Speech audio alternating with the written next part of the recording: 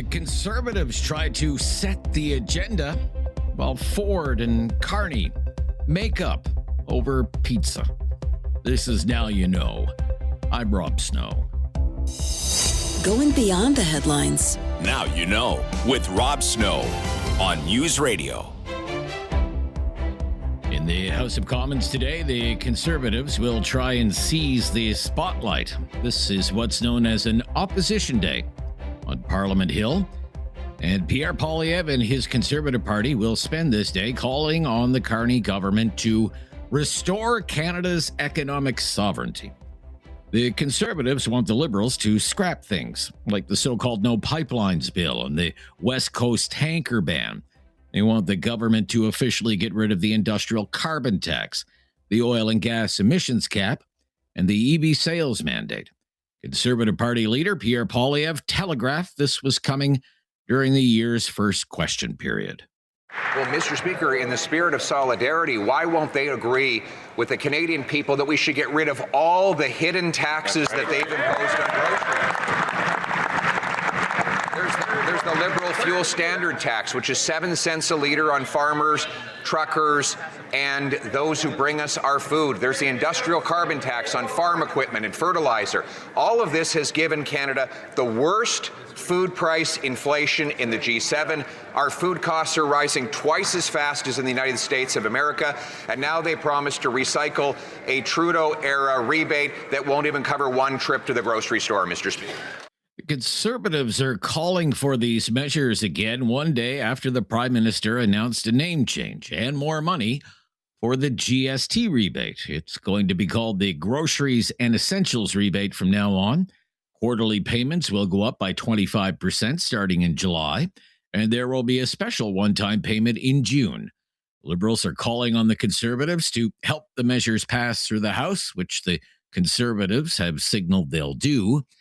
But Pierre Poilievre suggested the Liberals shouldn't be doing any victory laps for finally helping people who are struggling to buy food, as highlighted during this exchange between Poilievre and the Minister of Finance, François-Philippe Champagne.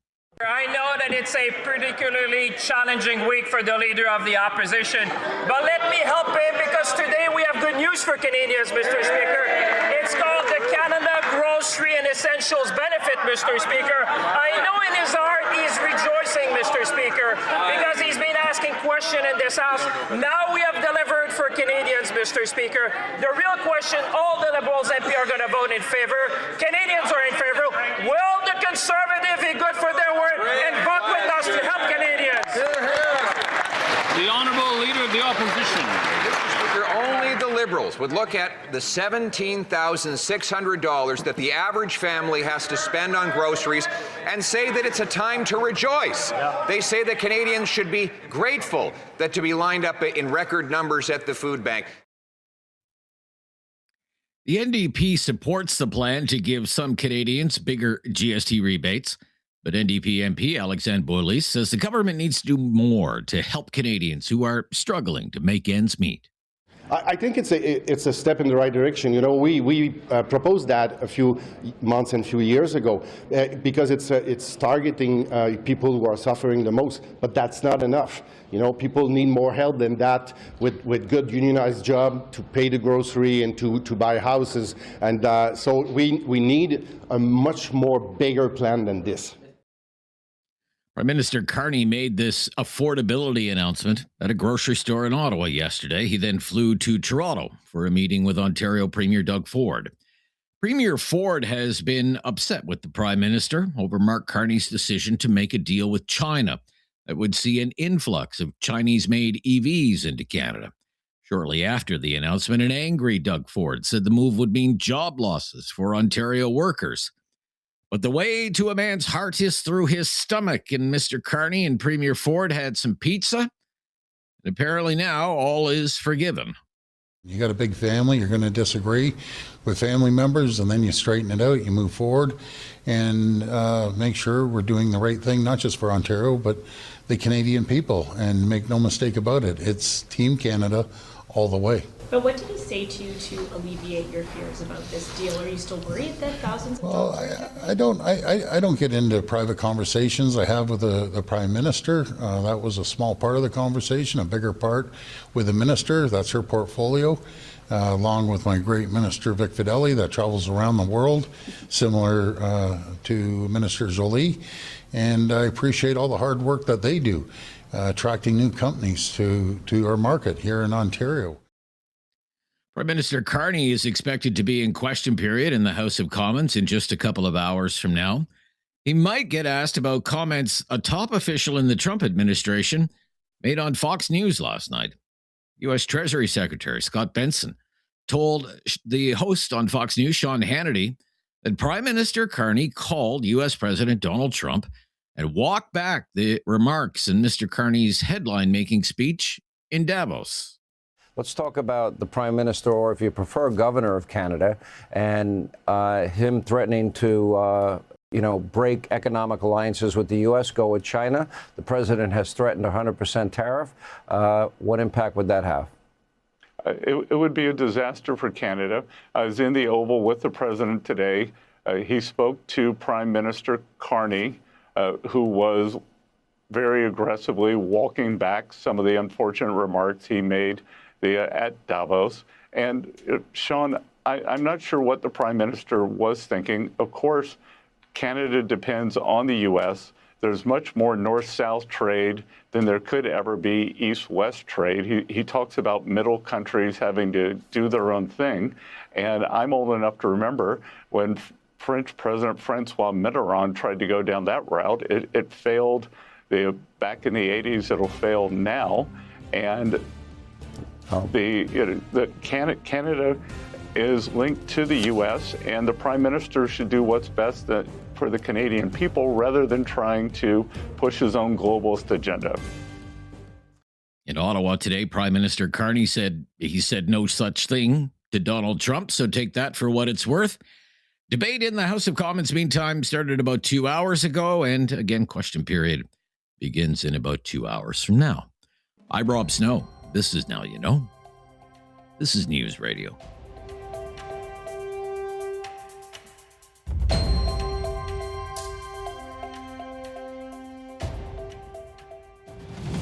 Now You Know with Rob Snow continues on News Radio. On a bitterly cold day in the nation's capital, he is here with a hot take on some of the big issues of the day. Professor Ian Lee is with the Sprott School of Business at Carleton University. And you're not in Miami anymore, Dorothy. How are you? No, you're right. It's not Kansas anymore, and it's certainly not Miami. I went from plus 25, Rob, in 4 hours. I went from plus 25 to minus 27. That's a swing of 52 degrees. Like that. Okay, that's just wow. It was a shock. But hey, I'm a Canadian, and we're used to smack in the face. We're men of and women of sterner stuff, you know. Yeah. But when you walk out the main doors of the Ottawa airport off the plane from Ottawa, it hits you. It hits you right in the face. And I was wearing a windbreaker because I didn't want to take my winter coat down. So let me tell you, walk out with a windbreaker, not a winter coat, no gloves, and you walk into that cold, and that's a shock. That's a reality wakener. I bet. Yeah. Well, welcome back. It's good to have you back and back this week with us. I want to talk about what's happening in Alberta, if you don't mind. The Alberta news media today filled with stories, long lines in Calgary, other communities across that province for people who want to have an independence referendum. I don't really want to focus on the potential outcome of a referendum. I want to ask you about the economic uncertainty that can create and whether there are lessons to be learned here. Now, in the 1970s, just the threat of Quebec independence, it tanked the Quebec economy. It led to an exodus of corporate headquarters from Montreal to Toronto. There was an exodus of Anglos from the province of Quebec. There's Calgary, lots of head offices for big companies, Enbridge, Suncor, TC Energy, the railways, CPKC. Could you see the same sort of economic impact in Alberta just because of the uncertainty created by the threat of a referendum? It's an excellent question, Rob. I understand the parallels. I mean, there are some obvious parallels. There are two different provinces very unhappy, or some people are very unhappy, and having a referendum. But I don't think it's the same situation, and I'll explain why. I mean, if you look at Alberta, it's overwhelmingly, as we know, it's agriculture and oil, or natural resources, fossil fuels.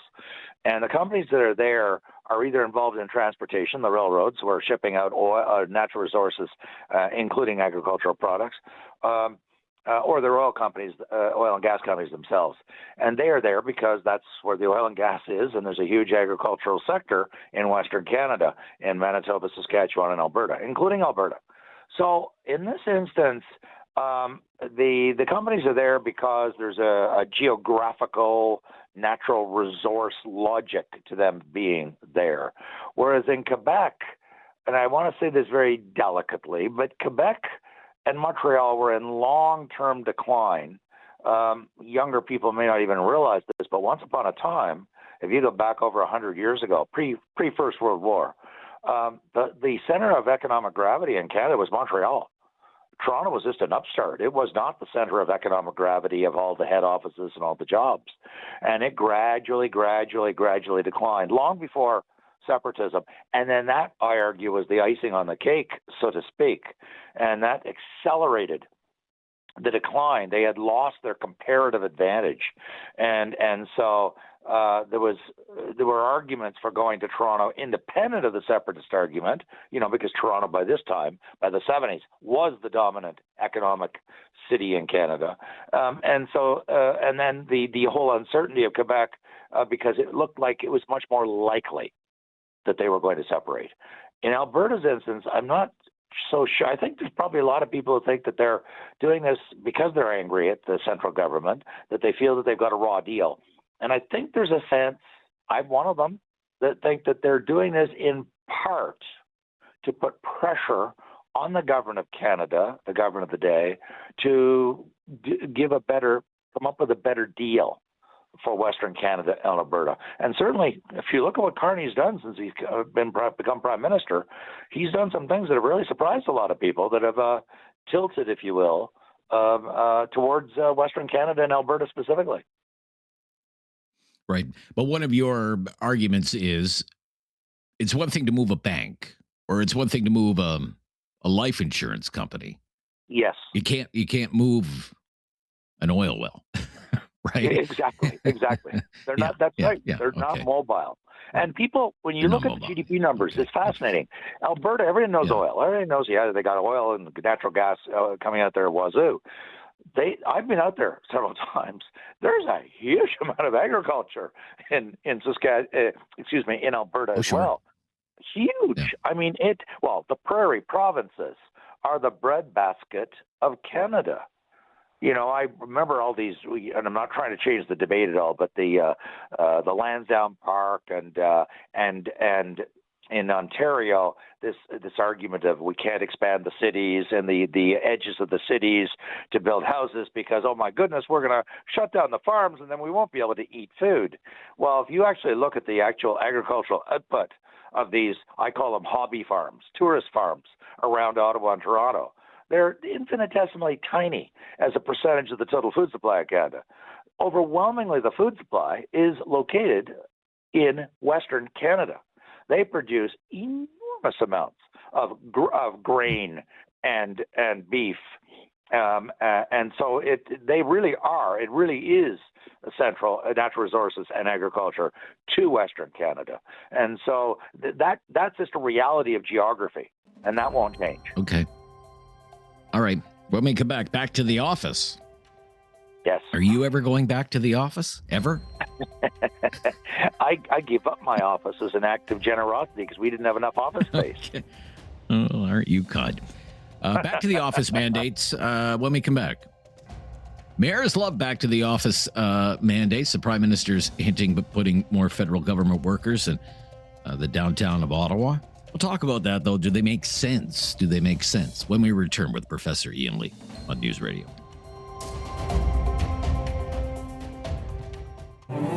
There is no question Rob won't get answered. Now You Know with Rob Snow continues on News Radio.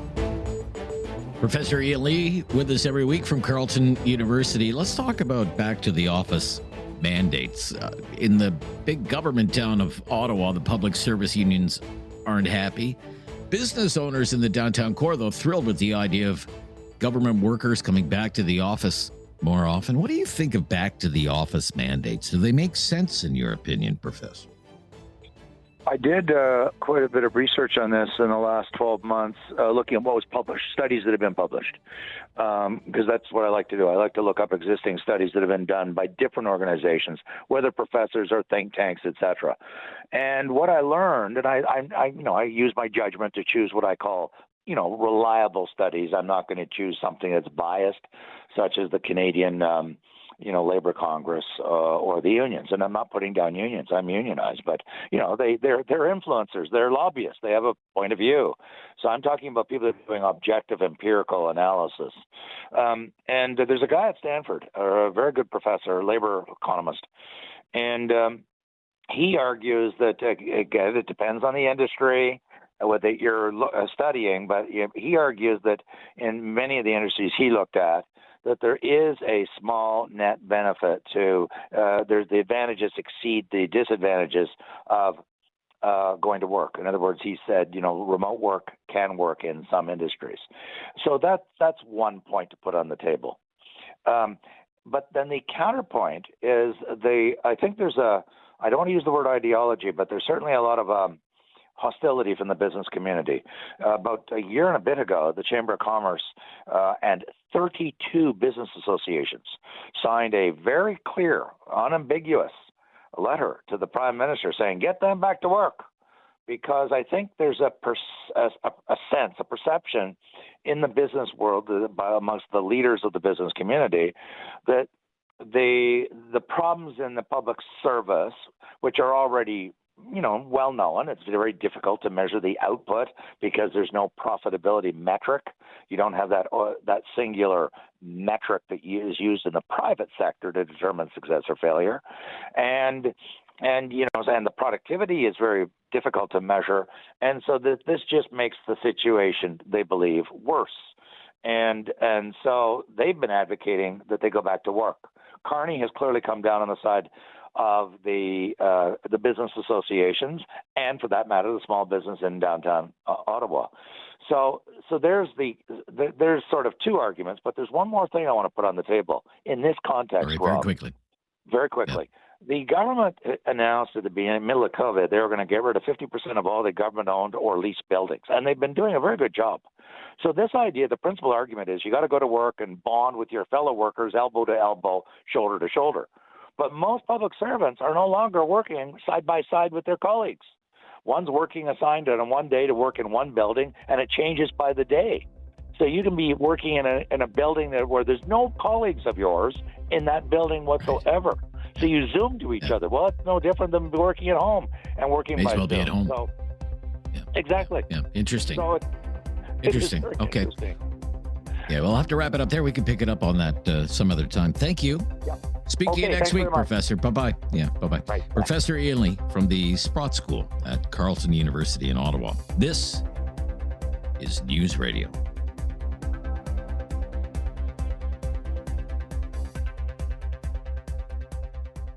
You have questions Now You Know with Rob Snow has the answers on News Radio. Well, it's our Tuesday Newsday political panel. We're doing something new this year. On Tuesdays, we're doing Focus on Alberta. And then on Thursdays, we're doing Focus on Nova Scotia. We'll have two panelists on Thursday from Nova Scotia. Today, we have two great people from Alberta for us to talk about issues in that province. Kris Sims, longtime friend of mine, former colleague of mine, Alberta Director at Canadian Taxpayers Federation. Happy New Year, my friend. How are you? Hi, Kris. Hi, can you hear me? Yeah, I hear you now. I got you now. Yes. There we thank go. You. Wonderful. Happy New Year, Rob. Same to you. And Gil McGowan is here as well. He is president of the Alberta Federation of Labor.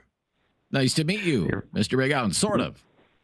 Yeah. Nice to meet you over the phone, Rob. Thank you for joining us today. There's so much to discuss.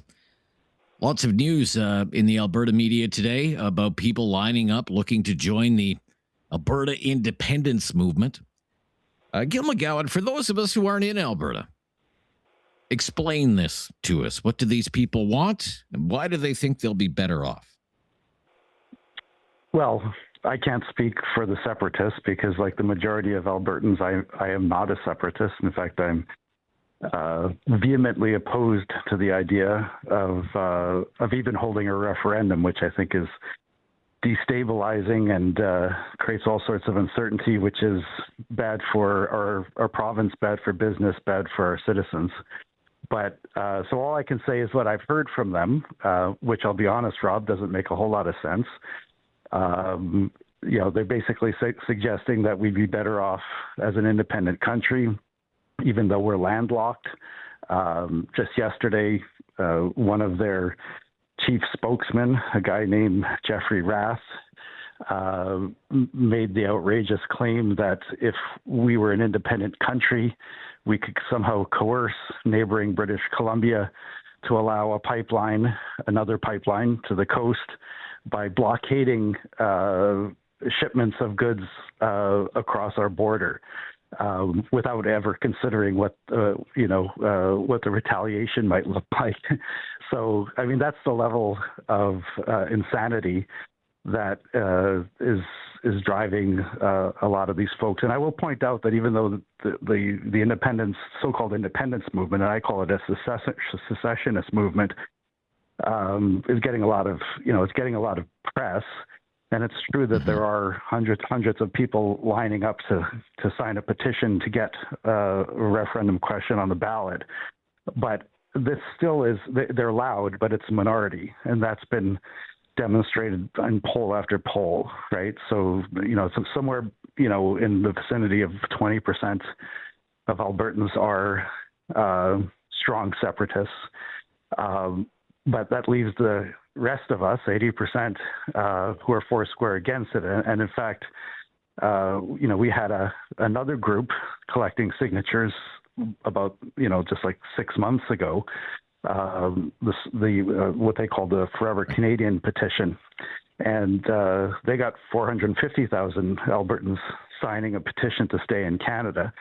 So, you look at that result plus. But you're not taking it seriously, or you think it's rather insane, all of it, by the sounds of it. I want to get to Kris and get some but we do have insight from her. Seriously, yeah.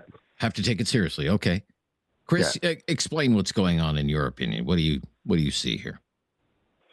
Well, the Taxpayers Federation, we started in 1990, and it was a union basically of ratepayer groups from Alberta and Saskatchewan, and we quickly went national. So, and our mandate is lower taxes, less waste, and more accountable government. So we don't take an official position on this.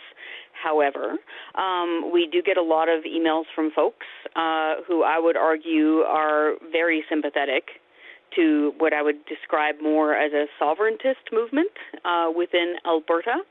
And having worked next to you, Rob, there in Ottawa, I don't think it's wise to try to ignore or, frankly, pigeonhole a sovereigntist movement that is coming from within a province. I think it's really important for people to be heard and to actually be heard, not just feel like they've been heard. And so I'm not really that surprised to see the momentum.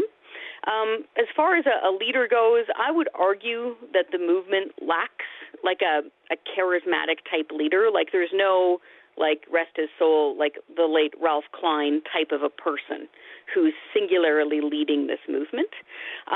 There's a bunch of different groups. What I find interesting about Alberta, and I've always had a lot of family here, but I officially moved here a few years ago.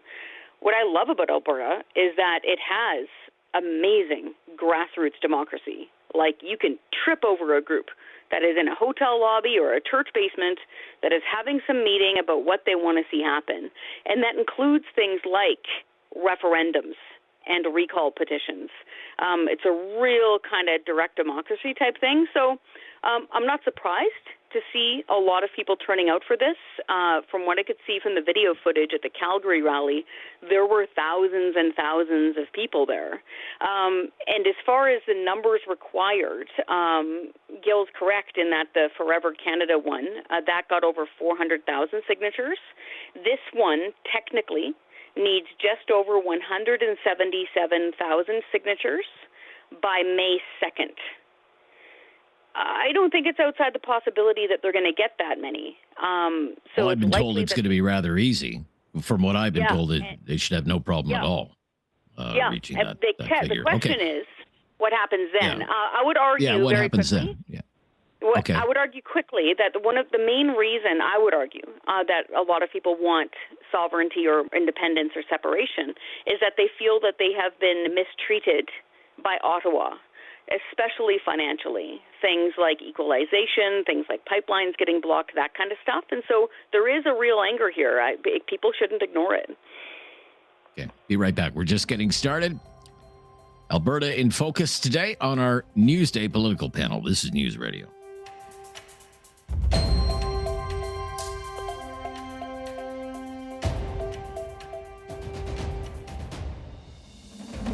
No question goes unasked or unanswered. Now You Know with Rob Snow returns on News Radio. Focus on Alberta today on our Tuesday Newsday political panel with Kris Sims, Alberta Director, Canadian Taxpayers Federation, Gil McGowan, Alberta Federation of Labor. Now, Kris mentioned the lack of a charismatic leader. This is one of the things I've been trying to figure out, Gil. Who is leading this movement? I bring that up because I lived through the René Lévesque years and Lucien Bouchard and Jacques Parizeau and now Paul Saint-Pierre Plamondon PSPP.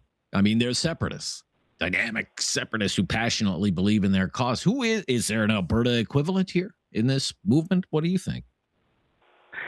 Well, Rob, it's a great question. And I think the fact that there is not one single leader raises red flags, because if not one single leader, who is really behind it? And for a lot of Albertans, we are becoming increasingly suspicious that there's some dark forces outside of our province that are trying to stir things up. And the phrase foreign interference is being kicked around with lots of serious basis for it. So, for example, there are two organizations that have been sort of leading the charge. One is called the Alberta Prosperity Project, and then there's a new political party called the Republican Party of Alberta. And the leaders of both of those groups have made pilgrimages down to Donald Trump's America. So the leaders of the APP, for example, say that they've had 3 meetings, including a recent one with Trump officials in a secure location, they say, where there was discussion of the Trump administration providing an independent Alberta with as much as $500 billion in support for a transition to independence. So, I don't know if these guys are just blowing smoke or, trying to make themselves look bigger and more important than they are. But, just stories like that raise all sorts of concerns. And I will also point out the other group, like 6 months ago, all of a sudden they came from nowhere, and they were running ads on social media all over the place about Alberta independence. And the question is, where did the money come from? And that particular party is led by someone who lives in Alberta right now, but he's a dual citizen. He's an American, was a Marine. He appears on right-wing media in the States. So, whether it's social media or American right-wing media, visits to the Trump administration in the States, there's all sorts of questions here. It's hard not to see it that this is a foreign interference operation. Oh, interesting. Okay. We've heard from Scott Bessent, for example, in recent days, speaking about Alberta wanting independence, won't let them build a pipeline to the West Coast. I mean, what role is MAGA going to play in this, do you think, Kris? Well, it all depends on what happens with this petition and what the government does with it at the legislature in Edmonton. However, if we were speculating, then of course Alberta would want to get a pipeline out to the West Coast. And then logically, they would then want to begin negotiating with whatever government happens to abut Alberta.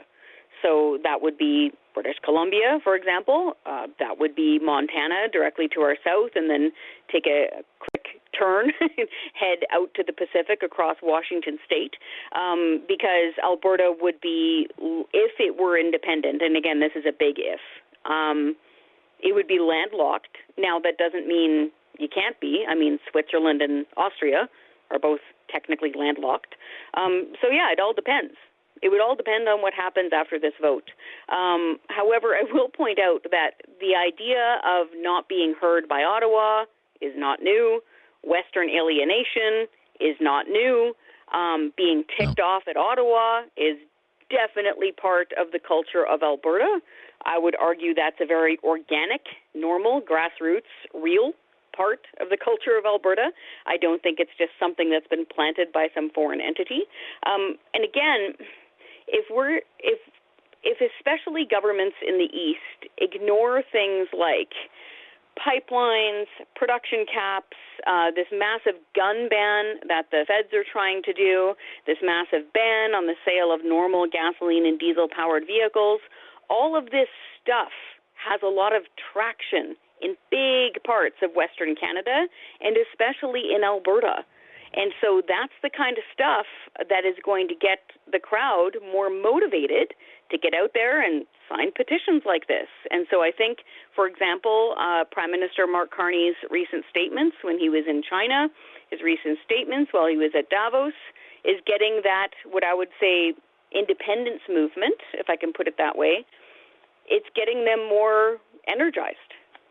Okay, but he also signed an MOU with Alberta, and we and I want to pick up on this, Kris, when we come back. I'll start with you. Yeah.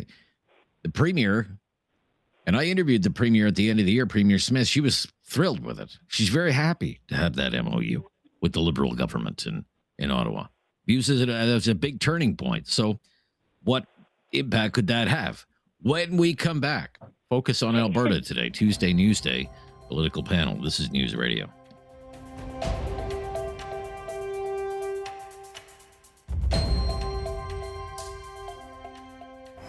Critical thinking is not dead. Now you know with Rob Snow. Returns on News Radio. Focus on Alberta today with Kris Sims from the Taxpayers Federation, Gil McGowan from the Alberta Federation of Labor. What about the MOU, Kris? Hasn't that dampened enthusiasm for an independent Alberta at all, the MOU? This is such a good question, and I mean it, because it is tough. You know how in the Peanuts cartoon with Charlie Brown, where Lucy's holding the football? Sure. And Charlie runs for it and kicks at it, and she pulls the football away? I think a lot of Albertans are kind of in that wait-and-see moment. Like, they would like to share in the Premier's enthusiasm of, this is great news for Alberta, everybody move forward, everybody's happy now. But you probably saw during their event, I can't remember where the party was, I think it was up in Red Deer, Edmonton, it was before Christmas. And when she said, I'm paraphrasing, well, we signed the MOU and everything's fine with Ottawa now, there was boos. And that was in her own party's crowd. And so she had to temper that the next time with her speech, saying, we're going to trust but verify. We're being super skeptical. We're being very, very careful. So, yeah, it's a tightrope walk for sure. Gil McGowan, what do you think? Well, I think the example that Kris just gave about United Conservative Party members at their annual general meeting booing when their premier announced the MOU tells you all you need to know about what's happening here in Alberta. There's a crowd of folks who are whipped up. They've been swimming in a sea of misinformation, from the extreme right. demonizing everything that the government does. And so even when something is negotiated in their interest by their own premier, they don't want to believe it. And going back to the original subject, which is of this discussion, which is separatism, we haven't talked about the culpability of Daniel Smith and the UCP, because we are going to be we're in the midst of signatures being collected to get a referendum question. And we wouldn't be here if Daniel Smith and the UCP hadn't lowered the bar for the separatist groups, because before they had to collect more than 300,000 signatures, he changed the law so that they only have to collect 170,000. So she's paving the way for a separatist referendum. And I think it's really important also to point out that the separatist problem here in Alberta is essentially a UCP problem, right? So there are a lot of separatists.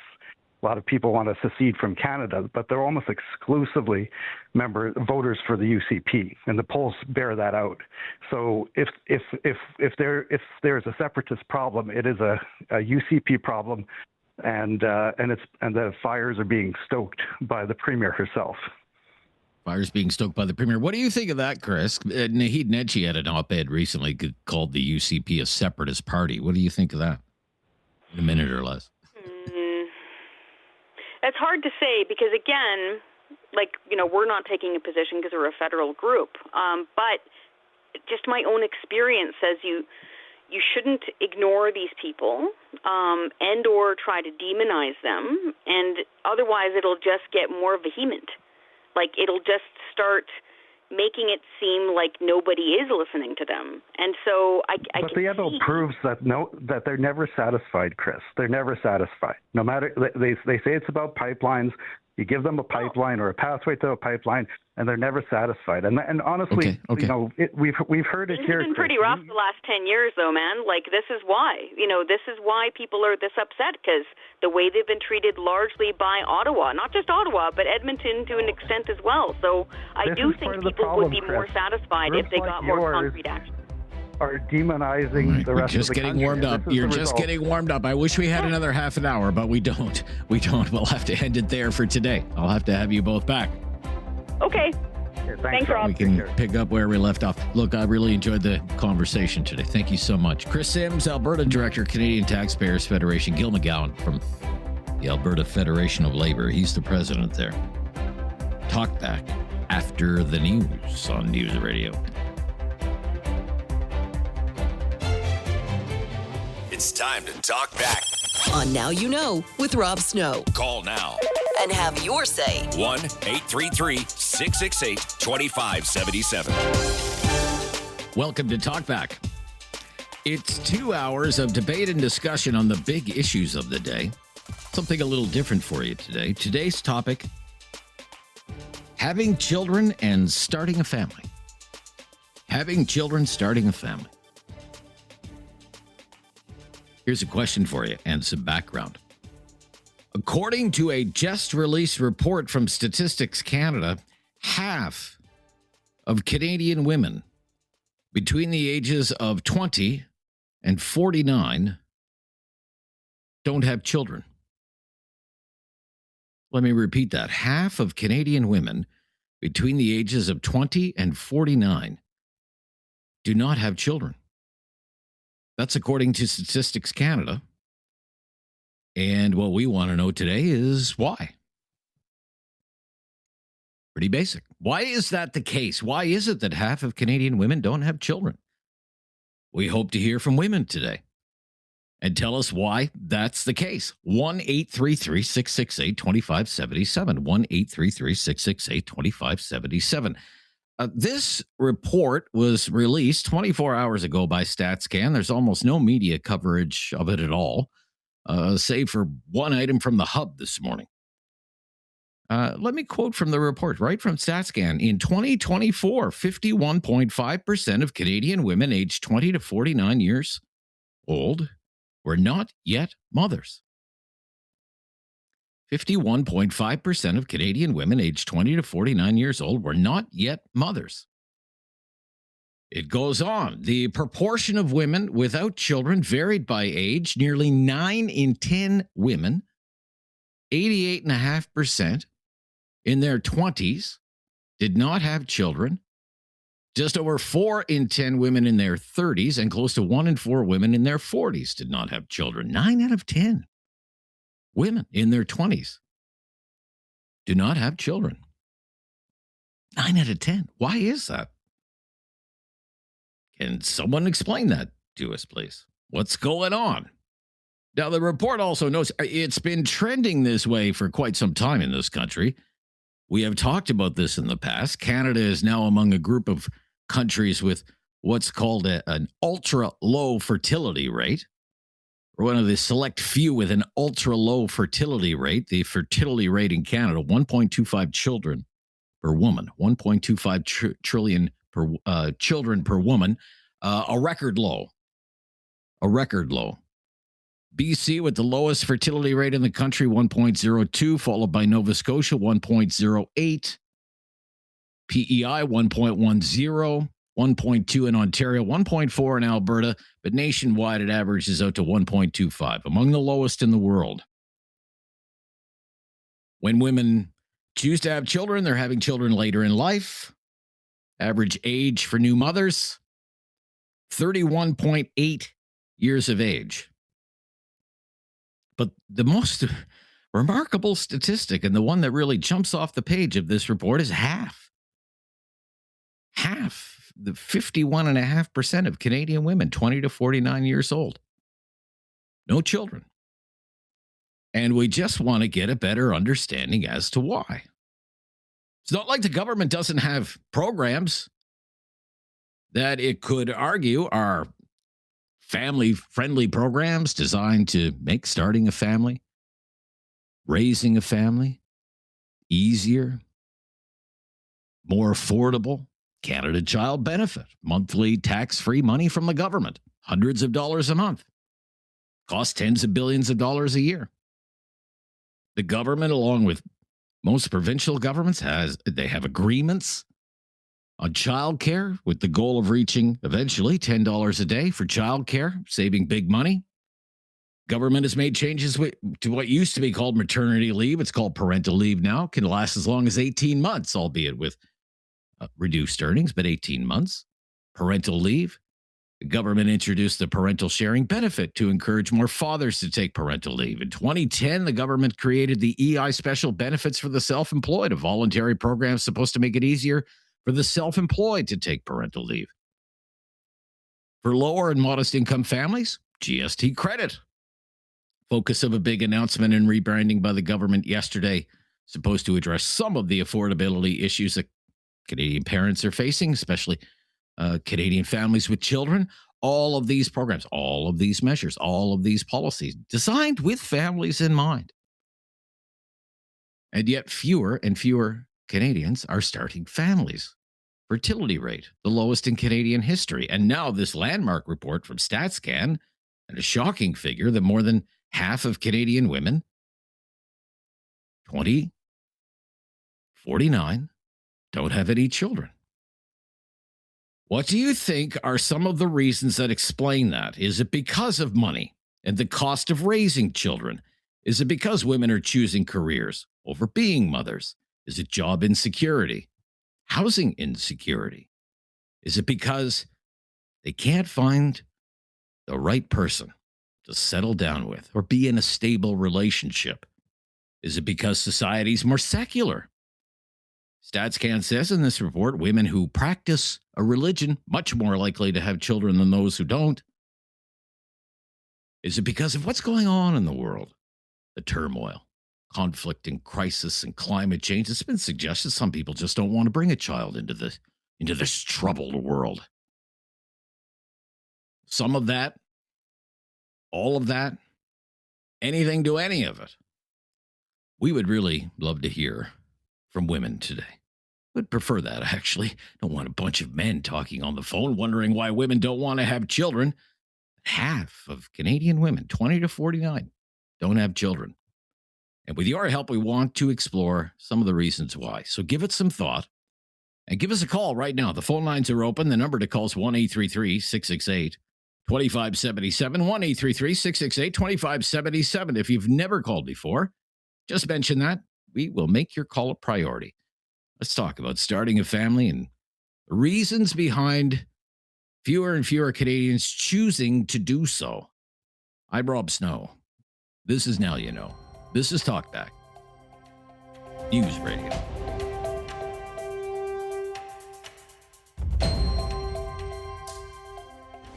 Have something on your mind you want everyone to know? Call now. Hello. 1-833-668-2577. It's Talkback on Now You Know with Rob Snow.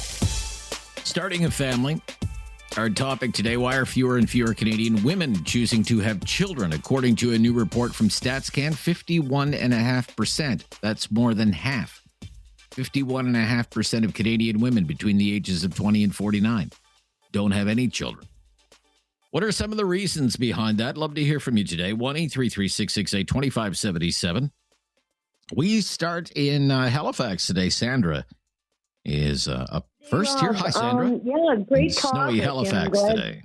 Well, thank you for calling.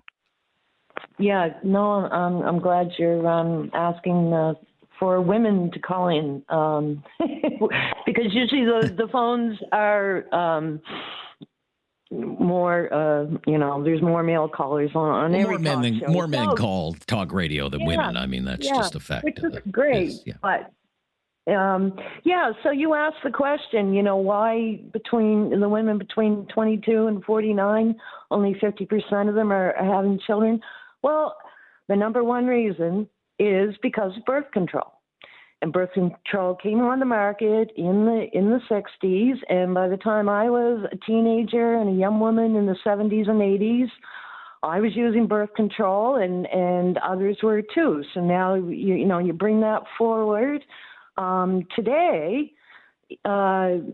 teenagers and young women are taught by their parents to start using birth control when they become sexually active, and so that's the reason. It's because of birth control. It allowed us to decide, whether we're going to have multiple children or not, because in countries that use religion to prevent birth control, these women have multiple children, and we can see that with the immigrant population in our country. Sure. And it allowed us to. The other thing, and I don't know if it was designed this way or not, probably not initially, but it also allowed women to start working outside of the home. So instead of having one income, you had two in the family. And, that increased our, way of living and allowed us to have more things. So more things to buy. I'm not disputing anything you say. But let's take this one stat here, that only 1 out of 10 Canadian women in their 20s has had a child in their 20s by the time they're 29 years. Only 1 in 10. Only 1 in 10. Mm-hmm. Okay. You mentioned birth control. Okay. Back in the 60s, birth control came on the scene. But even by the mid 90s, so like 30 years after birth control made its arrival in Canada, it was still about 30% of women in their 20s were having children in the 90s. Mm-hmm. And now it's only 10%. So it's dropped 20 percentage points since the 90s. Mm-hmm. Is it really, is it all about birth control, or is there more going on? Like employment security or housing security or things like that. Right. So the whole idea that, it was to allow women to go out and, bring home an income and increase our welfare, let's say in North America, right? It hasn't worked. Right. So, you're going from the 70s, 80s, 90s to now, and increasing our income hasn't worked. It worked for a while, worked for a few decades, but look at us now. Women that, do want to have a few children, or families that want to, fine, they can't afford it. They can't afford it. The thing is, I don't think human growth or the population growth, until infinity is good for the planet at all, because right now we have 8 billion people on the planet and we can't take care of the ones we have. So I am not I don't know. There's just so much to take into account, but it really did. Thank you, Sandra. You've got us off to a good start. I hate to cut you off, but we do have some other callers to get to, but you've got us off to a good start. Let's go to Elizabeth is in Calgary today. Hi, Elizabeth. Hi, Rob. Long-time listener, first-time caller. Thanks for having me on. Well, I appreciate you calling today. What do you make of this statistic? What do you think is going on? 51% of Canadian women, 20 to 49, no children. What do you think is behind that? Yeah, so I'm a woman. I'm 29, actually, and I would love to have kids. I would have loved to have 4 kids when I was 21 years old, but the fact is that we can't afford it, and when the economy is so bad, it's not birth control. To a woman my age, that's quite an offensive comment. It is us looking out for our future children and saying, I don't have a lot to give right now, and every man that I go on a date with is unemployed and lives on his mom's couch. Is it really fair for me to bring a child into the world that I can't care for? We don't have the economy of the 60s and 70s anymore. It's much harder out here. And as a result of the bad economy, a lot of my friends are single and they're not dating and they're not sexually active, because if you bring a child into this world, you're responsible to give them a good life. And we just don't have the economic footing to do that right now. Everyone I know would love to have a family, but you almost can't admit it to yourself when you can't afford it. Right. So for you, it's more about economic security and the economic conditions right now. That's 100%. What explains it. 100%. There's, of course, the other little small factors I know that play into everyone else, but myself, it is just the economy. It's the economy. It's not about, well, I want to pursue my career instead, and I can be a mom later. It's nothing like that.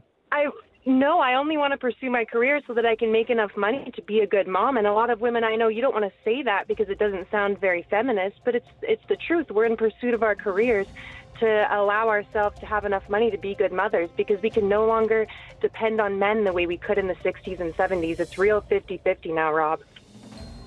Okay. Really interesting. Thank you, Elizabeth. There you go. Off to a rip-roaring start here today. 1-833-668-2577. 3 lines available. We'd love to hear from you. This is News Radio.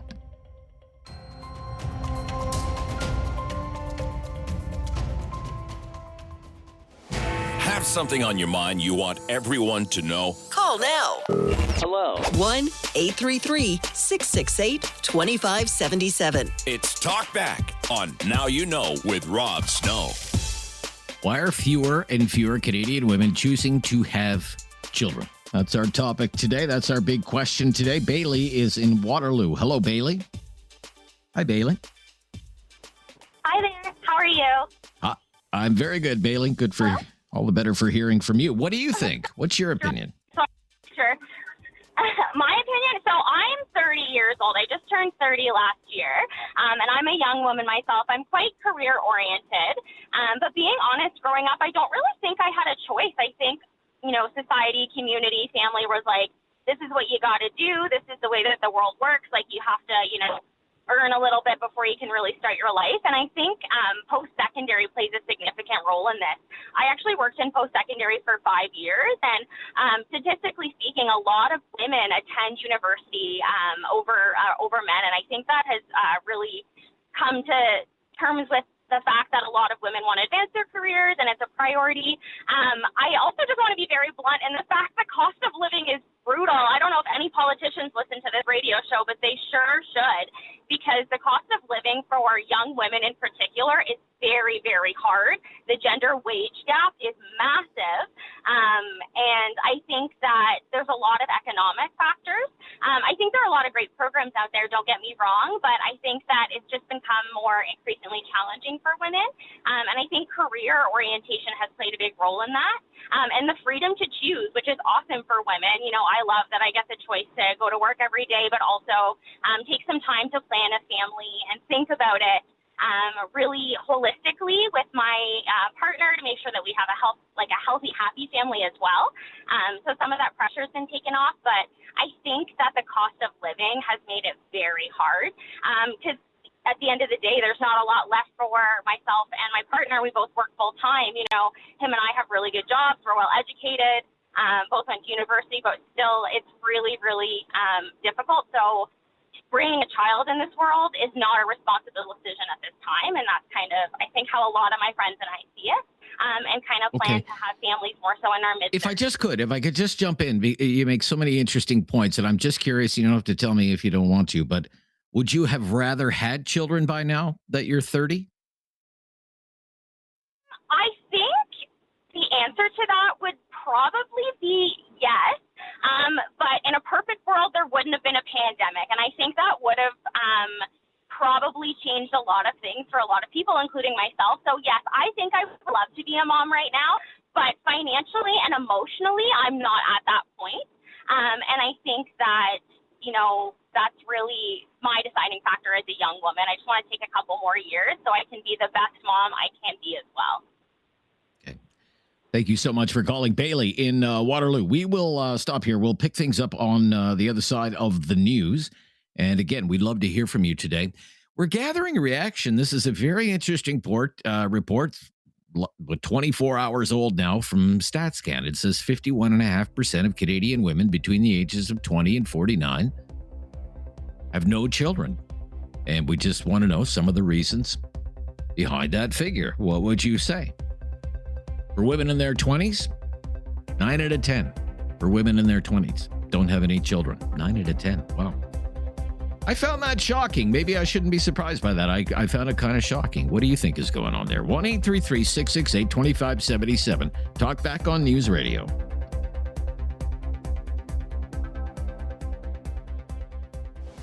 Have something on your mind you want everyone to know? Call now. Hello. 1-833-668-2577. It's Talkback on Now You Know with Rob Snow.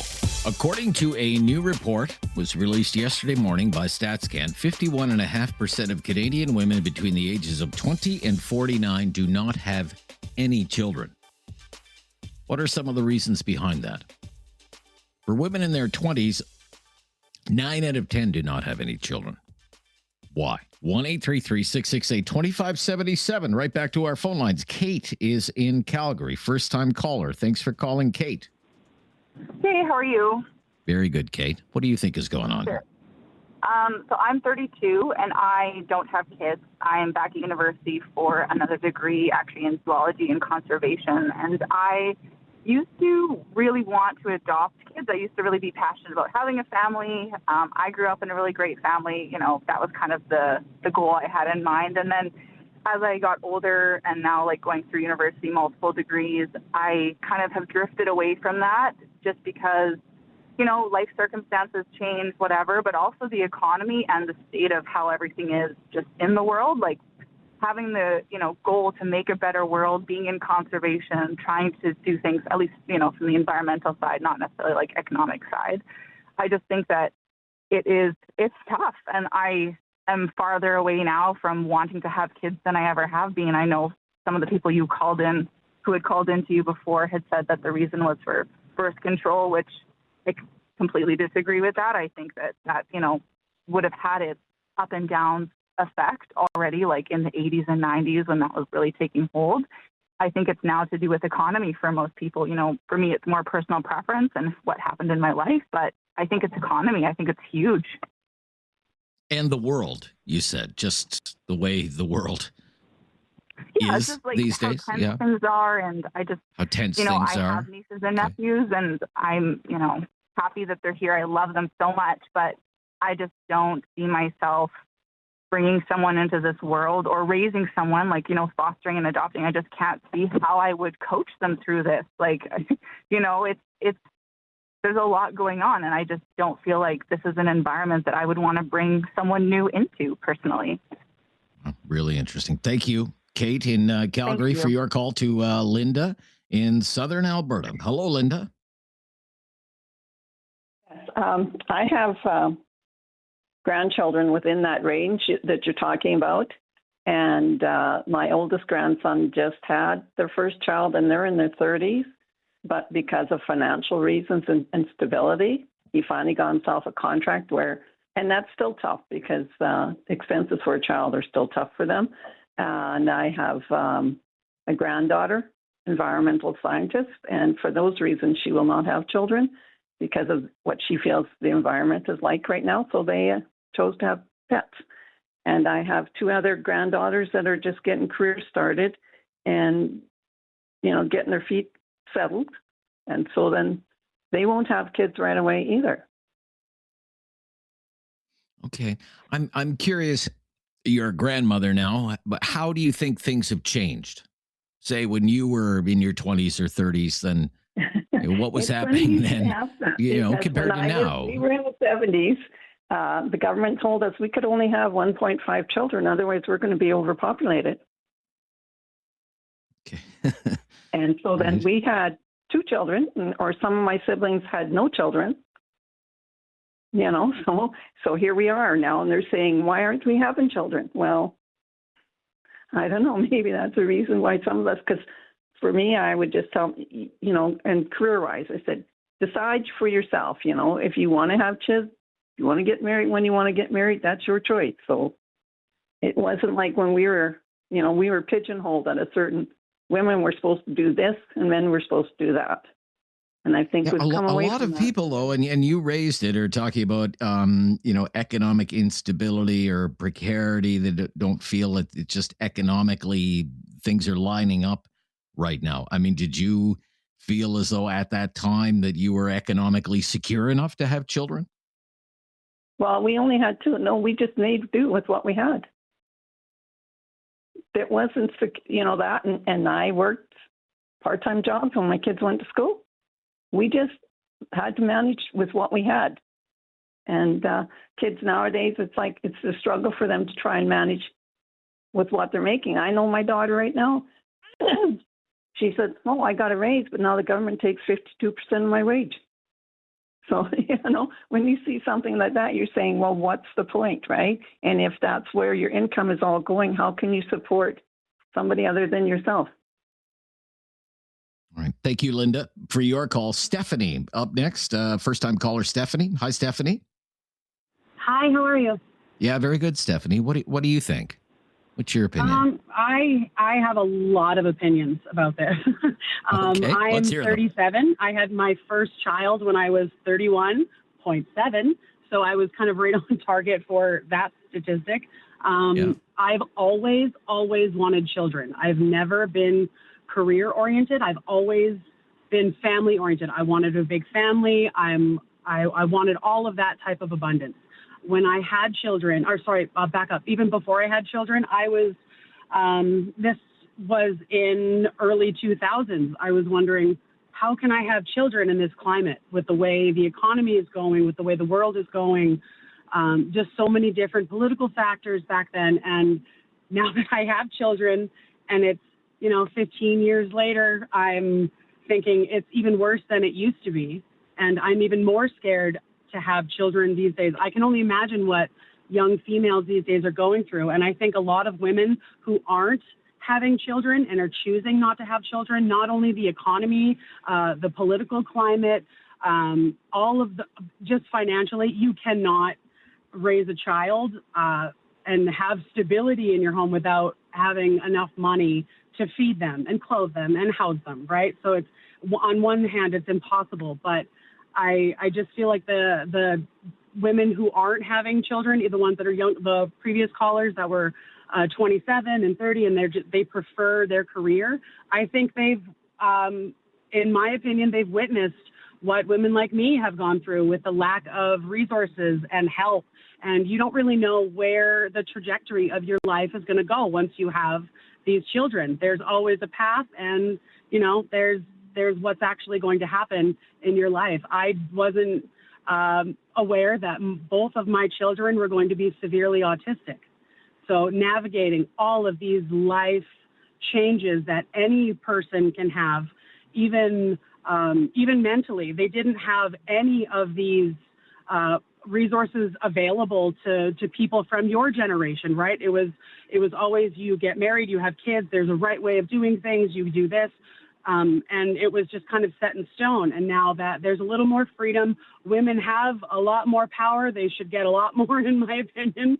And I feel like they've just witnessed what we've been through, and they don't want the same struggles that some of us. But again, I'm seeing a theme emerge here about, we're 40 minutes into the show, heard from a lot of women, economic security, instability, the political climate, inappropriate supports, whatever the case might be. I thank you for your call, Stephanie.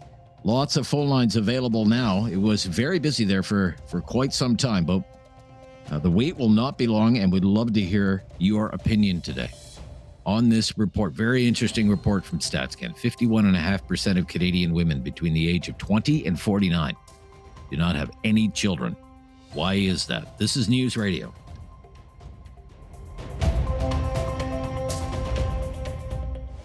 Have something on your mind you want everyone to know? Call now. Hello. 1-833-668-2577. It's Talkback on Now You Know with Rob Snow. Talking about starting a family, asking why fewer and fewer Canadian women are choosing to have children. New bombshell report really from StatsCan. 51.5% of Canadian women between the ages of 20 and 49 do not have children. What are some of the reasons behind this? What do you think? 1-833-668-2577. 1-833-668-2577 is very busy there, but now we have about 4 or 5 lines available. The wait will not be long at all. I think we all knew about some of these trends in the past. We've actually talked about them before here on Talkback. Record low fertility rates, women waiting longer to have children, families having fewer children. None of that is really a big surprise. But when I was reading through this report today, I guess I was just, I was shocked, quite frankly, by how pronounced things are now. It kind of caught me off guard, to tell you the truth. Again, let me just kind of walk you through some of these findings. A report from StatsCan came out yesterday, the official title, Fertility and Intentions, Socioeconomic Factors. It says, quote, having children is becoming increasingly delayed. Average age for a woman to have her first child now 31.8 years of age. Never been older than that. Some of the other stats really stick out. For example, women in their 20s, I mean, you would expect it to be low, but the number of women without children, you would expect it to be low. I didn't think it would be as low as it is. 9 out of 10 women in their 20s don't have children. 9 out of 10. 9 out of 10. I mean, if you're a woman in Canada in your 20s now and you have a child, you're the exception these days. I didn't think it would be a majority or anything, but I'm kind of struck by that. Just 1 in 10 women in their 20s have a child. Such a dramatic change over the decades. 1-833-668-2577. Sue is in Halifax. Let's take Sue's call. First-time caller in Halifax. Hello, Sue. How you doing? Yeah, I'm good, Sue. How are you doing? Good. First off, when I listen to the scope of it, that's a 29-year gap. When they say half of the women between 20 and 49, that's a huge gap. And in reality, most families don't start building until they're in their 30s now. And that's due to things like economics, education, a lot of different things in that sector. But also, I think younger people nowadays are looking at the world in general and exploring. So they're taking a little more time to enjoy themselves, enjoy their sports, their careers, and things like that before they're actually building families. Yeah, I will say for women in their 30s, this, again from StatsCan, it's more than 4 out of 10 don't have children. Women aged 30 to 39, 43%. What do you think of that figure? Women in their 30s.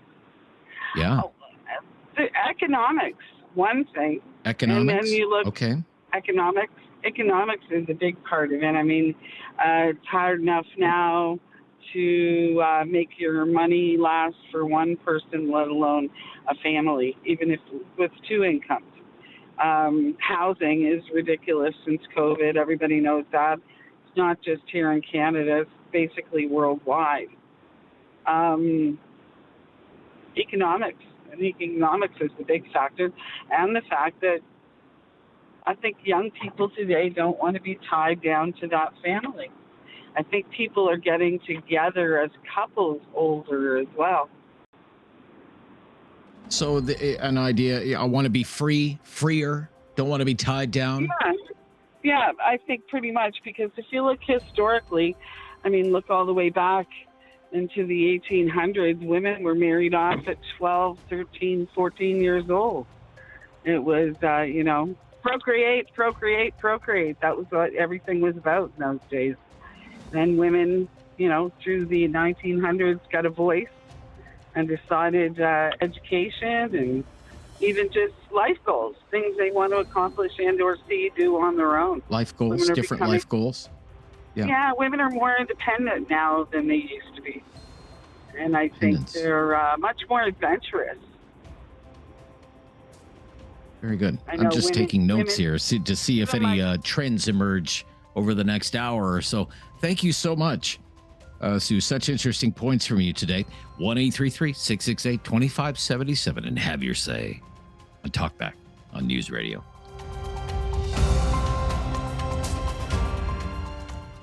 Have something on your mind you want everyone to know? Call now. Hello. 1-833-668-2577. It's Talkback on Now You Know with Rob Snow.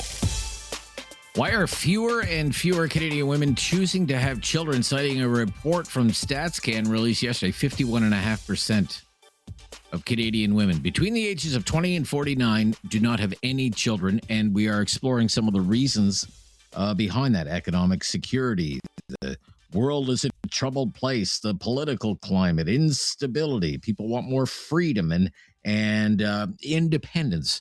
The cost of living has been a major theme. Would like to hear from lots of callers today. Been a very busy first hour. Let's go to Gary's in Calgary. We will get the male perspective here. Hello, Gary. Hi, Gary. Is Gary on the line? Hi. Nope, Hello. no, Gary. Oh, there's Gary. Gary? Hi, Gary. Hey. Yeah, good to hear from Rob, you, how are Gary. ya? Awesome. Very good, Gary. What's your opinion? So, Rob, I think there's probably a pretty strong correlation between, woman post-secondary education comparing to fertility. I think there's some truth to it, right? Because, you go to school, post-secondary, and you start a job and a career, there's going to be a less likelihood that, you want to have like 5 kids, right? You know what I mean? And I think what happens is, and I think, even for I'm in my 40s right now, and my grandma had like 8 children or 9 children, right? And I think the reality was back in the days, there was a lot of agriculture-based families, right? So in their opinion, having more kids means more hands, right? People help around, people go work on the farm and whatnot. But nowadays, people are just like, I don't want to do this, right? And society is less rural. Society's less rural. It's more urban.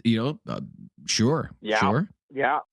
And then definitely, and the other side of the equation is I see that, back in the days, even for I look at my mom, right? When she was 18 and 20, she was quite mature already. She's like, okay, we're going to go buy a house. We're going to have a family, and this is my career. This is what we're going to do. Right.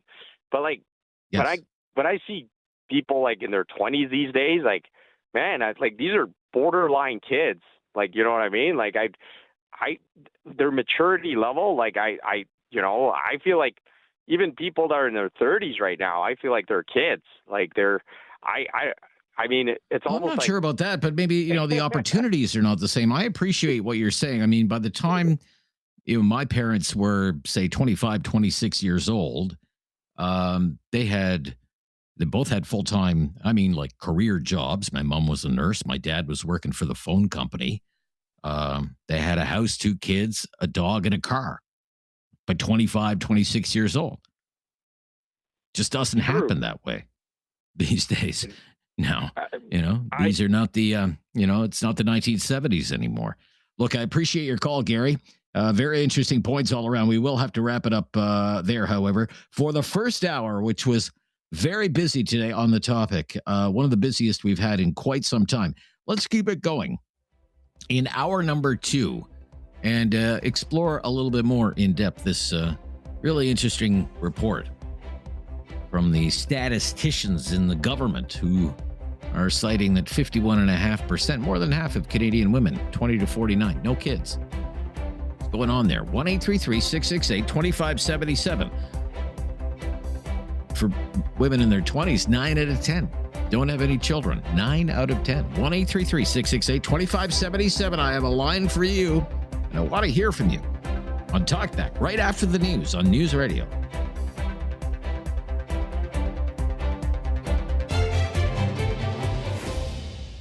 It's time to talk back. On Now You Know with Rob Snow. Call now. And have your say. 1-833-668-2577. Starting a family, that's our topic of the day. Every single phone line is available right now. We'd love to hear from you. If you're just joining us, what we've been talking about today on Talkback is a new report from Statistics Canada that says more than half of Canadian women between the ages of 20 and 49 don't have any children. Half. More than half. Slightly more than half. 51.5%. No children. Why? What are some of the reasons? That's what we're hoping to explore with your help today. Such a dramatic change over the decades. I mean, back in the mid-60s, say in 1966, the majority of Canadian women were having children in their 20s. Now it's 1 in 10 Canadian women having children in their 20s. It used to be 70% of Canadian women were having children in their 20s. And of course, then came the pill. Things changed a lot. And that dropped to about 55% of Canadian women by the 70s would have a child in their 20s. By the 80s, it was still about 40% of Canadian women would have a child in their 20s. By the mid-90s, it was down to about 30% by like 1996 or so. By the year 2006, it was down to 20%. And here we are 20 years later, 2026, 10%. 1 in 10 Canadian women in their 20s having a child. It's a remarkable trend. It's been in place for a long time. Long-term trend. But I will say, kind of off guard that it's that low. Now, why is that? Why is it that low? Why is it that, if you have a child in your 20s now, you are part of an overwhelming minority? Explain it to this old guy. 1-833-668-2577. I mean, still, this is right from the report for women in their 30s. It's about 4 out of 10 Canadian women don't have children in their 30s. 30 to 39, 43%. It says don't have children. And for women in their 40s, it's 1 in 4. Even by the time women hit their 40s these days, 1 in 4 don't have children. StatsCan says it's not necessarily because women don't want to have children. Don't get that impression. The report says a little more than half, 51% of women between these ages, 20 and 49, say they want to have children. And it's even higher for women in their 20s. 2/3 of Canadian women in their 20s say they want to have children. But again, just 1 in 10 actually does. In their 30s, 40% say they want to have children. Big drop by the time they hit 40s, falling just to 13%. But it's not some large majority of Canadian women have, ruled out, I'm not having children. I don't want to have children. Ever. Those are not the findings of this report. But it would seem there are lots of things going on here.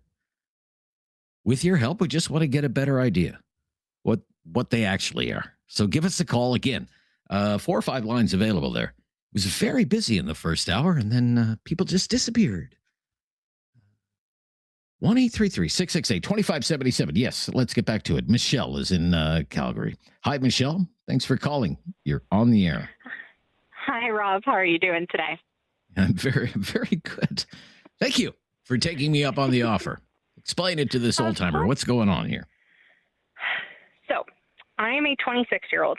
I am a college graduate, all of this fun stuff. But for one, just being able to have the money to support a child. I know that the federal government has been working on stuff for that. I mean, we saw the $10 a day daycare stuff, which is fantastic. I have a lot of friends who are in my age group who have multiple children themselves. But at least for myself, as somebody who wants to have kids in the future, right now the big thing is the financial cost of raising a child. Within this province, the fact that the schools are already so full that they're not building enough to be able to react appropriately to the growth of children within this province. And then there's just the socioeconomical status that there is right now, just the way that the world is right now. It makes me a little worried to bring a child into it. Really? I'm wondering how big a factor this is. So many people have cited the political climate, the world, the turmoil, climate change, conflict, crisis. The world has always had troubled times. What makes it so different now? I wonder that it's so top of mind now. I think part of it is because of how more easily accessible the knowledge is about it. We can't get away from it. It's so much harder to try to ignore things like climate change or try to ignore the different political things that children nowadays are getting caught up in, whether it's things like what kind of schooling they get when it comes to their own bodies or for trans youth and things like that. And that scares me, quite honestly. That all right. No matter who you are. So do you think like the awareness of all of these troubles and the turmoil in the world, is that a function of, I don't know, the 24/7 news cycles, social media, nonstop scrolling, those sorts of things? Do you think that's having an influence here? I'm just throwing it out there. No, okay. Absolutely. I mean, the 24-hour news cycle, I feel like that's been a thing since before I was alive. But the fact that a lot of this stuff is so much easier to get. You've got most people are scrolling through TikTok or Instagram or Facebook and stuff, and they can get a lot of information from there. Listening to the radio, as much as people don't do that as much anymore, unfortunately, there's almost always something that you're hearing, and that is just like, oh, great, this is what my future is going to be. Do I really want to bring someone else into this world? How depressing the world is depressing and the future is depressing. Okay, interesting. Thank you, Michelle, for taking me up on my offer today. My offer stands for everyone else. 1-833-668-2577. Have your say on this one. It's Talkback on News Radio.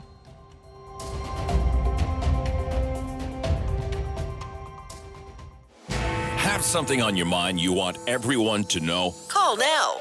Hello. 1-833-668-2577. It's Talkback on Now You Know with Rob Snow. Why are fewer and fewer Canadian women choosing to have children as the years go by? Kendra in Cochrane. Hi, Kendra. Hi there. Hi, Rob. Thanks for taking my call. A pleasure. Hi there. What's your opinion? Yeah, so my first-time caller here, and this is a really interesting topic, and I'm actually something I've discussed with my husband. So we do not fall into the 90%. We started our family when we were 22 and have 3 children. But I have an interesting perspective in that a lot of the friends I was around were not having children, didn't even consider it until they were in their 30s. So nothing wrong with that, different decisions. And what I've chalked it down to is largely social media. Of course, like geopolitical issues, social economic issues, those play a role. But the trend I see is sort of the 20s are for you. I've had friends say that to me. 20s are your years to live it up, go travel, build the career ladder, just focus on you, and then the 30s are where you introduce kids. And I think there's a big following on the social media platforms that kind of echo that. And I think just given the amount of time people spend on their phones and the influence that has, I think it's the biggest factor, in my opinion. Wow. That's really interesting. Why did you say buck that trend? It's just sort of the way life happened for us. And like, we got married young, just fell in love young, had kids young, and I wouldn't change it for the world. And it's interesting to see the differences now. Our children are a little bit older, and we're able to do those things on the opposite end. You know, we're able to take them and travel, still do the same thing. So I'm not sure I agree that you have to use your 20s to do that, or you will lose the opportunity altogether.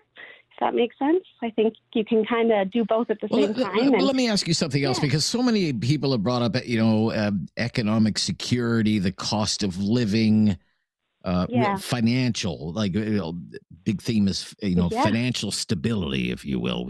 Would you say you and your husband at 22 years old, were you financially stable enough to have children? Did you have careers at the time? I'll say that, we pinched our pennies and made it work for sure. We were both new in our careers and took a lot of sacrifice and had at-home date nights, so we absolutely made it work. But now we look back on those times and we're in a much more strong financial position, and we cherish those times when we had to save every dollar just to order pizza in for a night. Or it builds the relationship in a unique way. And so despite that not being our case, now we look back fondly at it and wouldn't change it. It was challenging, but worth it. Kendra, thank you so much. You're a rare bird these days. Thank you. Zoe is in Calgary today. First time caller, Zoe. Hi there. Yes, hello. Hi. Hi, Zoe. What's your opinion on the topic today? Okay, so I'm going to try to be very efficient with all of my thoughts. I'm going to preface it by saying I'm 33 years old. I have 4 children, 1-year-old, 2-year-old, 5-year-old, and 7-year-old, and I think it's amazing. I love it. Me and my husband are both Canadian, but I am, I guess you'd say, Caucasian, where my husband is Lebanese, so he comes from an Islamic background. And I want to touch on something and advocate for Muslim women, because I heard someone earlier say there was a religious pressure for some immigrants to have children, and I just want to be an advocating voice and say that I don't find that to be true. My husband has 6 sisters. They're all amazing, successful mothers and career people, and they're crushing it. We have more kids than any of them. And I think that the reason that so many Muslim people are having families is not religious as much as it is cultural. And I'm not even going to get any further into that because it's a whole nother topic, but I wanted to just be an advocating voice for that. Fair enough. Fair enough. I will say, in this report that was released yesterday, from a government agency, this is not from me, it says a determining factor in whether a woman is having children or not is whether they are religious or not. Women, I'm reading right from the report, women who practice a religion are more likely to have children. It says. Okay, so I would 100% agree with that. And I think that's because there's this huge feeling that we need to have a tomorrow.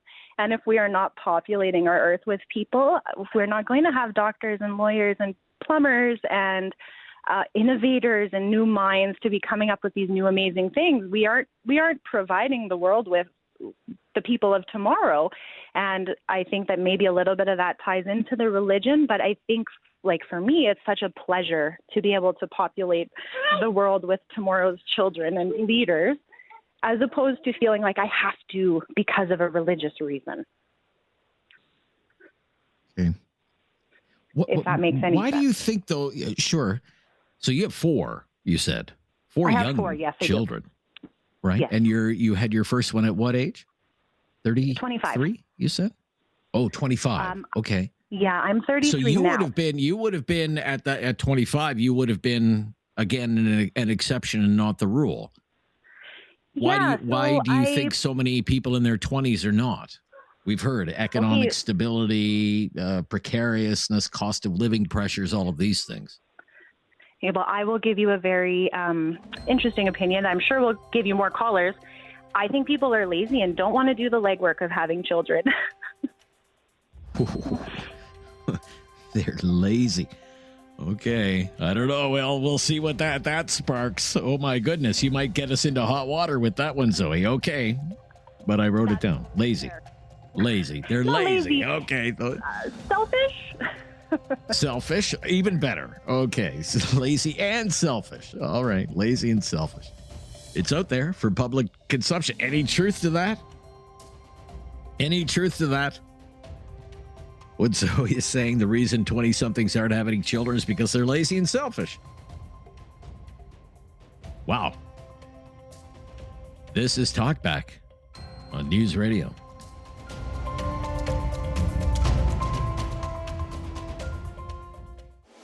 Have something on your mind you want everyone to know? Call now. Hello. 1-833-668-2577. It's Talkback on Now You Know with Rob Snow. Starting a family, having children, why are fewer and fewer Canadian women choosing to have children? New government report out on that. Isabel is in Calgary, first-time caller. Lots of first-time callers today. Hi, Isabel. Hi, Rob. How are you? I'm very good. How are you doing? I'm good. I really like this good. topic. I think it's something that isn't talked about enough. So thank you for bringing this up. Well, thank you for that. What do you think are the reasons behind this? I really think that social media is a huge reason why this is like why younger women aren't choosing to have kids. I'm 20, so I'm not thinking about having kids anytime soon, but I do have friends who have had kids, and I see, like, during discussions, I think that social media has kind of glamorized motherhood and brought a lot of attention to the bad parts of pregnancy and going through, like, postpartum and all those things. And I think that that's a deterrent for a lot of women. But I also think that, like, social media and, like, not having that perfect family or perfect situation is also, like, turning a lot of people away from having a family. Well, that's very interesting. This idea that you have to have the ideal family. You have to have the social media family. You have to have, I don't know, what would you call the Instagram family? You have to have the Instagram like, family kind of thing. When I was growing up, I was kind of growing up in, like, the age of, like, blogs on YouTube and stuff like that. And so you see a lot of, like, these families who have this very, like, perfect lifestyle or present this perfect lifestyle. And I think a lot of younger people know that that's not something that they can achieve right, like, at their age or right now in their 20s, whatever it is. And I think that that's stopping a lot of people. That I just can't live up to the standard, that if I'm not living that perfect kind of social media unattainable lifestyle, then I'm not really in the right place to have children until I can have, you know, the family I can put on Instagram.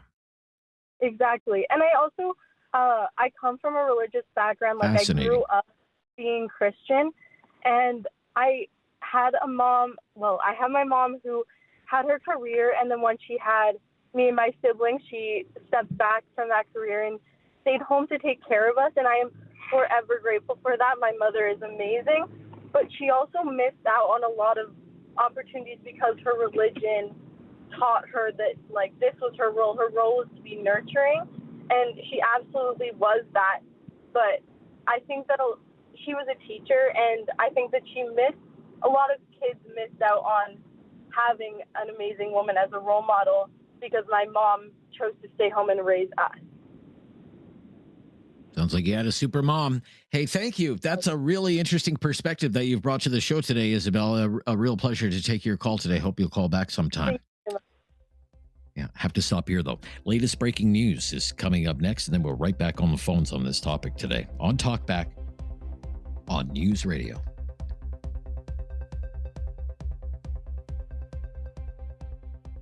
Have something on your mind you want everyone to know? Call now. Hello. 1-833-668-2577. It's Talkback on Now You Know with Rob Snow. We have been discussing today why fewer and fewer Canadian women are choosing to have children. The subject of a StatsCan report comes out with these reports from time to time. They can be so interesting. Some of the findings, I mean, they come across as common sense. You would think, duh, did you have to do a report on that? But it's interesting to see, what's in an official report. For some people, it will kind of back up or confirm what they think is going on. For example, this report says the more education a woman has, the less likely they are to have children. In general, it says, quote, there's a higher proportion of women without any children among university graduates or employed women. For example, in terms of the highest level of education among women aged 30 to 39 years of age, close to half of university graduates had no children. That compares with 37% of those without a university degree. It says this result could be explained by family events being delayed to later ages because of the priority given to education and career and the transition to adulthood. Also, employment angles to consider here. Unemployed women generally more likely to have children than employed women. The difference more pronounced for women under the age of 40. Constraints related to work-life balance as well as the costs and availability of childcare could account for the temporary absence of many mothers from the labor market, revealing a tension between motherhood and career. Tension could also help explain delays in employed women having children, particularly in the context of women spending on average more time per day than men on housework and on parenting. 1-833-668-2577. Just a few findings from this report came out yesterday.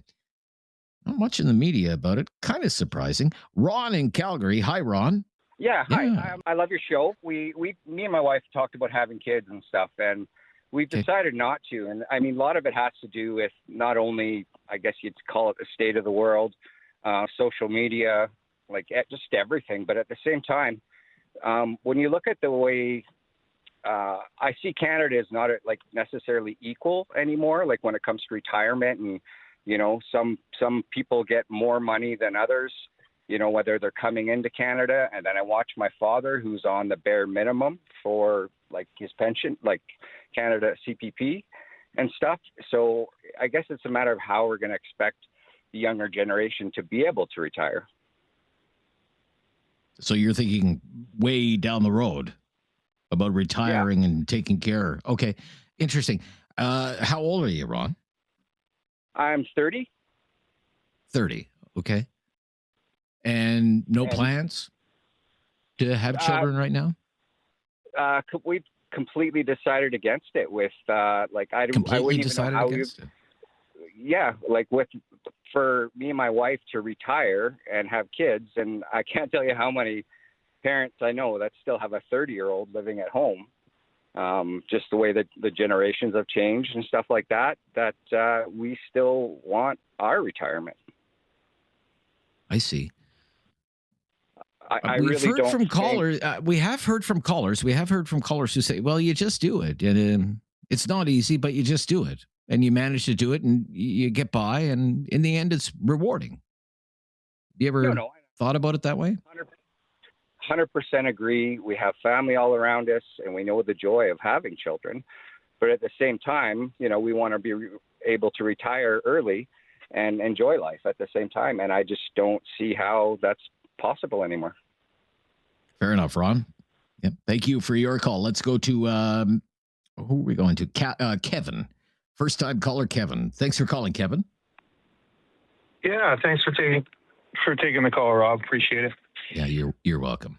What's your opinion? Yeah, so my opinion's, I'm 52. I got 3 kids. I'm divorced, and looking back now and talking to friends and seeing younger people considering having kids, back in the day, my father was a school teacher. My mom was a stay-at-home mother. Now that's not the case, due to economic, restraints where 2 people usually need to work. It's not the case anymore. I think divorce has a lot to do with it, where you either have to be educated, you have to take one or the other. Mainly women are more independent now, and people are coming up in broken families, and they see that, and they grow into that, and they're like, hey, listen, do I want that? Do I want the time restraints where taking the kids to sports, doing this, the cost of doing everything, being broke all the time, and the last caller said, he said, it's me and my wife, do we want to retire and watch our money? Half the time, or whatever the percentage is now, it's just me. It's just me having to take care of maybe the kids, me having to take care of one house, and the cost of everything goes up because now, a family of 5 is broken into 2 households and the cost of everything goes up. So I think a lot of it has to do with, this day and age, it's divorce. A lot of people see that and it scares the hell out of them.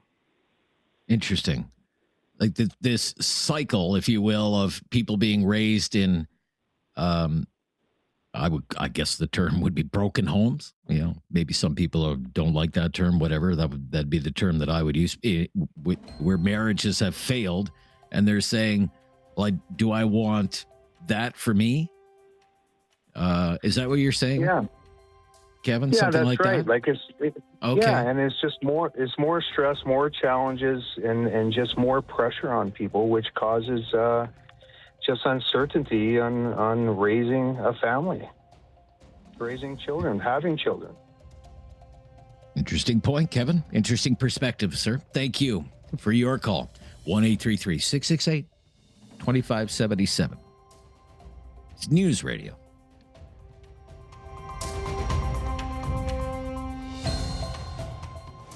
Have something on your mind you want everyone to know? Call now. Hello. 1-833-668-2577. It's Talkback on Now You Know with Rob Snow. So a lot of people have raised financial stability, the need to be economically secure before deciding to start a family.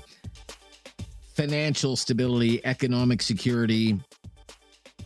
What about relationship stability? How does that work into this? It seems from reading this report, women want to be in a stable relationship before they have children. I'm thinking back to the second caller that we took, Elizabeth in Calgary. I said, yeah, how tough it is to find a man these days who has a stable job and isn't living on their parents' couch. Women are much more likely to have children if they're married. Here is how StatsCan describes the situation. This is the way government statisticians write these things. Quote, being in a relationship has a positive correlation to the proportion of mothers. Like, who speaks like that? Quote, being in a couple is more conducive to parenting, as having children is often seen as part of the conjugal journey. Regardless of age, at least 80% of women aged 20 to 49 who had never been part of a couple had no children.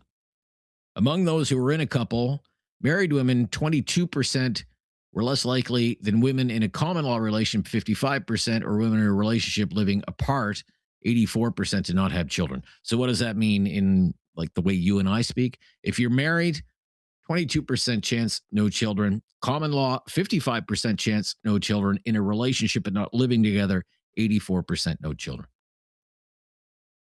And the report says all of those numbers are all consistent across all age groups. No big difference there. Being in a stable relationship, big factor, it would seem. Kim in Airdrie today. Hi, Kim. Hi, Rob. How are you? Yeah, very good, Kim. What's your opinion? Well, my opinion is I wanted you to know that I have 9 nieces, maybe between 20 and 40. Only one has one child, and they're only going to have one child, and one is just pregnant. So out of 9, there's only two babies. Oh my gosh. They're all young professionals. They're all gone to university. They all have careers. So I think that once they work through their 20s and do all that hard work, they're not willing to sort of stop and put everything on the back burner to have kids. So out of 9, there's 2 kids. So, yeah, 9. I don't know what's, yeah. So it's what are their intentions? I mean, as the years go on, do you think that number will change as the years go? Do you think they want to have children, or is it don't want to have children? Well, I just think it's more difficult to have children. It's difficult to find the relationship. It's difficult. And most of them have partners. But, they have jobs that they want to complete. They have careers that they want to do. It's like, okay, I'll have the baby, but maybe the man could stay home for the year and raise the child. So, Okay. It's very difficult. It's not like the old, days before. But the sad part is, Most certainly isn't. yeah, the sad part is like, you're missing out on all those grandchildren, which you would love in the future. So Right. anyways, I Right. just Okay. thought, Well, that was thank you, just Kim. thought, I mean, no, it's very interesting. 9 in your family, and only 2 are even have children. One has a child, the other one on the way. Thank you for your call. John is up next. Hi, John, first time caller in Calgary. Hi, John. Hi, I got you. Okay. Yeah, there's a lot of good stuff coming out here, and I'm hearing perspectives from the women. That's really good to hear. One of them's sort of surprised that it's more financial, but I think that there's been a lot of separation of family these days. Not broken families, but the families aren't as strong as they used to be, so there's not that desire to form a family. And that's sort of borne out by the statement you made that if people are religious, like women are religious, they're more likely to have babies because I guess they feel like they're part of something bigger. They want to contribute and be part of that. They have the emotional security, I think, is what I'm trying to say. Does that make sense? To quote right from the report, it says, the more a woman participates in religious activities, the less likely she is to not have children. Right, so they have a sense of security, a sense of belonging, and they can welcome a child into the world that way. And I want to temper one of your earlier callers' comments. They were calling young people lazy. Well, I'd say more that kids are inconvenient, and today's society really thrives on convenience. Look at how much people rely on having fast food delivered to their door. It's just convenience sells everything these days, and children are very inconvenient. There's no doubt about that. All right, thank you, John, for Thank your you. call. Take care. Yes. More of your calls just ahead on Talkback on News Radio.